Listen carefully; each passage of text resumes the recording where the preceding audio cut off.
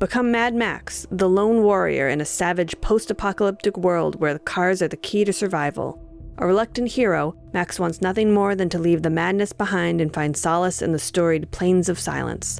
Using brutal on-ground and vehicular combat, scavenge the dangerous wasteland for supplies to build the ultimate vehicle.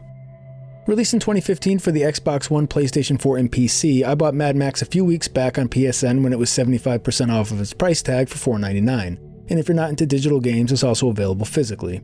So Mad Max is the brainchild of George Miller, who has the most diverse filmography of all time, including all 5 Mad Max films, both Babe movies, and the Happy Feet franchise.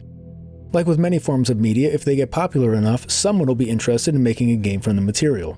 Mad Max has only had 2 official games released for it over its 45-year span, an NES game from 1990 based off of The Road Warrior and this one. I'm not going to say that this isn't an open-world Ubisoft-style grocery list game, because it is. I don't usually play games like this, and I almost didn't buy Mad Max because How Long to Beat had it at 20 hours to finish the main story, and I was looking for more of a sub-10-hour game at the time. That said, I've put over 40 hours into it, finished it, and this is what the map currently looks like for me.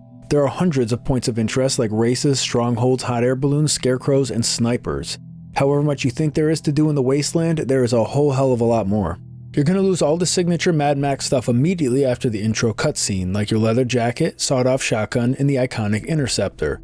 Luckily, in exchange you'll find a dog, a new shotgun, a sidekick mechanic chum bucket, and most importantly a new car, the Magnum Opus. The Magnum Opus is the star of the show and lets you upgrade everything from the tires to the suspension to the body and of course the engine. Want to paint it gold and put skulls on it? Fine. Want to mount spikes on it? Go ahead. Want a bright pink teddy bear hood ornament? Go blow up the convoy leader who has it and take it. The Wasteland is a brutal, hot, violent, desperate world that'll have you eating maggots and dog food, smashing through a base's front gates to invade it, kicking doors off the hinges, and shivving enemies left and right.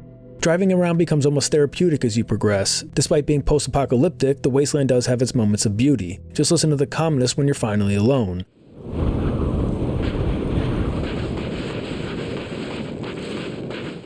Some of the night skies look amazing, and being 100 feet up in a hot air balloon looking out for miles is one of my favorite parts of the entire game.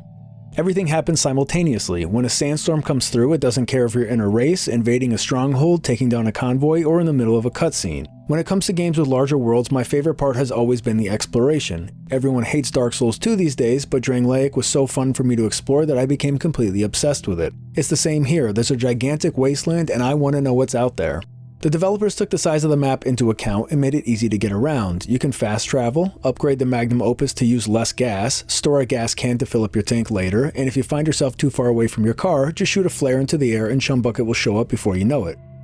If the Magnum Opus is ever damaged or completely destroyed, you can wait for Chum Bucket to fix it or just steal someone else's car. The combat is straight up Arkham combat, and there are 4 options: attack, shoot, parry, and dodge roll. I actually hated this dodge roll for most of my playthrough, but the friendly fire is turned on for enemies, so rolling through attacks to get a boss to kill some or all of his cronies makes it worth existing. There are 3 kinds of upgrades: the Magnum Opuses and Max's personal ones, both requiring scrap to enhance, and the third is ability upgrades that require Griffa tokens that you'll receive from completing quests. Gasoline is what makes the world go round, and it has many uses. You can fill your tank, refill an empty hot air balloon, make a bomb, or store it for the future. One thing I love finding out about fictional worlds is what kind of real-life human elements creep into them. I've talked about the multiple uses of gasoline, but there is one more in the Wasteland. While making your way around, you'll run into some fume heads, people who huff gas as a drug. It's just a small detail that adds a lot to make the world a more believable one. I don't have many complaints, and I'm hard-pressed not to just give Mad Max an almost perfect score because it's so badass and everything comes together pretty seamlessly in my opinion. My only big issue is how awful the aim tracking is. There are times you'll be looking directly at an enemy, attempt to aim, and the camera will flip completely behind you and focus on someone that you don't even care about. It's crazy how many times I went to aim at someone on foot or in a car chase and the game chose the completely incorrect enemy to focus on. 2 things before I wrap this up. There is no New Game Plus and one was never patched in. You can continue to explore the Wasteland after finishing the story, but you can't start a new run with all the cool stuff you previously unlocked. Lastly, the console versions of Mad Max cannot be platinumed or 100%ed anymore. There are 2 missions that could only be completed online and the servers were shut down towards the end of 2020. There's a PC mod that will check the missions off your list, but until the servers are turned back on or a new patch is pushed out, console players are out of luck.